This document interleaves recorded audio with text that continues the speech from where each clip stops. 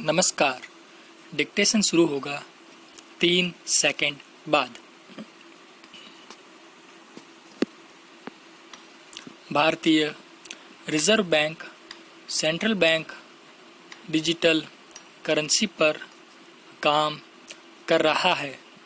यह रुपए का इलेक्ट्रॉनिक रूप होगा। यह उसी तरह से काम करेगा जैसे पेटीएम, अमेज़न पे, गूगल पे जैसे ऑनलाइन पेमेंट सिस्टम काम करते हैं। यानी आप अपने फ़ोन से ई-रुपए में भुगतान पैसा ट्रांसफ़र कर सकेंगे। आरबीआई ने कहा, हर आइडिया को सही वक्त का इंतज़ार करना पड़ता है। शायद डिजिटल करेंसी का वक्त आ गया है। उसका कहना है कि इससे कैश पर निर्भरता घटेगी, नोट छापने का खर्च बचेगा, नकद लेन देन के सेटलमेंट में आसानी होगी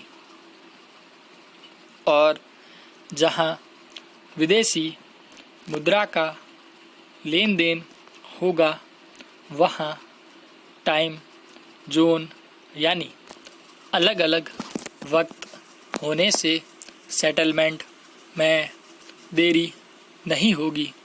लेकिन रिज़र्व बैंक को अभी इसके कई पहलुओं पर काम करना है। उसने यह भी तय नहीं किया है कि इसे सिर्फ होलसेल बिजनेस ट्रांजैक्शन के लिए लाया जाए या आम लोगों के लिए भी। डिजिटल करेंसी के लिए कानून में भी बदलाव करना होगा, इसलिए ई-रुपया आने में वक्त लग सकता है। इसके बावजूद इस दिशा में पहल करने के लिए उसकी तारीफ होनी चाहिए। वैसे चीन अपनी डिजिटल करेंसी ई-युआन के पायलट प्रोजेक्ट पिछले साल से ही चला रहा है और दुनिया की पहली ऐसी मुद्रा का श्रेय बहामास को मिला है, जिसने अक्टूबर 2020 में डिजिटल करेंसी लॉन्च की थी।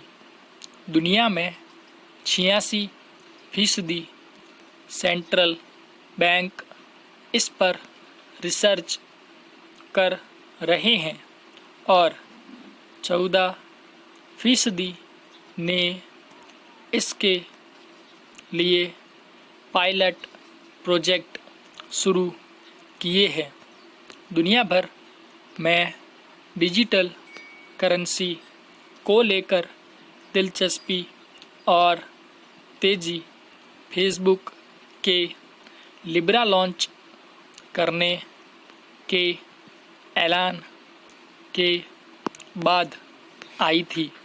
सोशल मीडिया कंपनी ने कहा था कि वह लिब्रा नाम की वैश्विक डिजिटल करेंसी लाएगी, जिससे खास तौर पर विकासशील देशों में लेन देन की लागत कम होगी और उन लोगों की ज़िंदगी आसान होगी जिनकी बैंकों तक पहुंच नहीं है। अमेरिका सहित दुनिया के कई देशों के इसका विरोध करने के बाद कंपनी ने योजना को ठंडे बस्ते में डाल दिया। केंद्रीय बैंकों को इससे पहले से बिटकॉइन जैसी वर्चुअल करेंसी से चुनौती मिल रही है। वर्चुअल करेंसी का इस्तेमाल आज सट्टेबाजी, मनी लॉन्ड्रिंग और टेरर फंडिंग तक के लिए हो रहा है और सरकारी एजेंसियों के लिए इन्हें ट्रैक करना बहुत मुश्किल है। भारत जैसे देशों में भी इस तरह की करेंसी में खास तौर पर छोटे समय के निवेश से पैसा बनाने को लेकर दिलचस्पी बढ़ी है, जबकि सरकार और रिजर्व बैंक इन्हें बढ़ावा नहीं देना चाहते। केंद्र ने वर्चुअल करेंसी पर पाबंदी लगाने के लिए एक विधेयक भी तैयार किया है, जिसे वह मानसून सत्र में पास कराना चाहती है। ऐसे में डिजिटल करेंसी लाकर वर्चुअल पेमेंट के लिए लोगों को एक विकल्प देना अच्छी पहल होगी। यह बात और है कि इससे बैंकिंग उद्योग के लिए जो चुनौतियां खड़ी होंगी, उनके समाधान का रास्ता भी रिजर्व बैंक को तलाशना होगा। समाप्त।